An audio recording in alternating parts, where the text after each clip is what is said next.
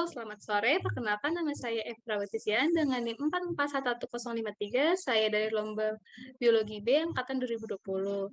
Nah, kali ini saya akan storytelling mengenai materi evolusi makhluk hidup. Jadi, evolusi makhluk hidup ini ditemukan oleh Charles Darwin di mana dalam bukunya menemukan pendapat bahwa evolusi karena seleksi alam. Darwin juga berpendapat makhluk hidup berevolusi sebagai bentuk adaptasi terhadap lingkungannya.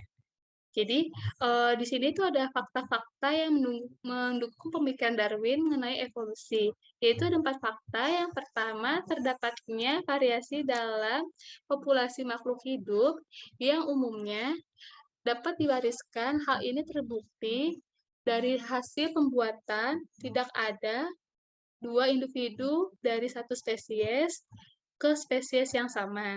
Yang kedua, spesies memiliki kemampuan untuk menghasilkan keturunan yang banyak. Pada dasarnya, makhluk hidup berkembang biak untuk mempertahankan kelestarian hidupnya. Yang ketiga, sumber daya alam di bumi terbatas. Hal ini menyebabkan terjadinya kompetensi untuk bertahan hidup di antara keturunan pada setiap generasi. Yang keempat, yaitu proses ini berlangsung dari generasi ke generasi. Populasi lambat laun beradaptasi lebih baik terhadap lingkungannya dan hanya individu yang sesuai yang akan bertahan. Nah, lalu di sini ada faktor yang mendukung terjadinya evolusi. Nah, terjadinya evolusi ini, genetiknya dan seleksi alam, variasi genetik pada dasarnya karena adanya mutasi gen, rekombinasi gen, hanyutan gen, dan aliran gen. Nah, yang pertama, mutasi gen ini adalah perubahan yang terjadi mendadak dalam kromosom. Mutasi ini menyebabkan terbentuknya variasi sifat-sifat dalam suatu populasi. Nah, yang kedua, ada rekombinasi gen. Rekombinasi gen ini adalah peristiwa pembentukan susunan gen baru.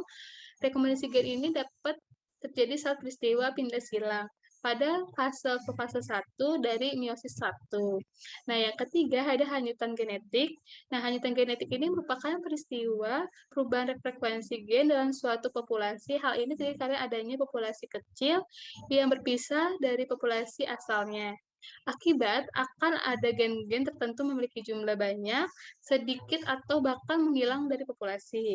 Yang keempat, itu ada aliran gen. Aliran gen ini merupakan peristiwa pertukaran gen antar populasi yang disebabkan oleh proses imigrasi dan emigrasi pada populasi.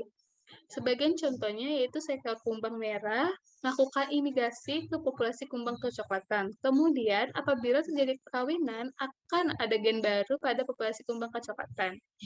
Nah, itu saja dari saya. Mohon maaf jika ada salah. Terima kasih.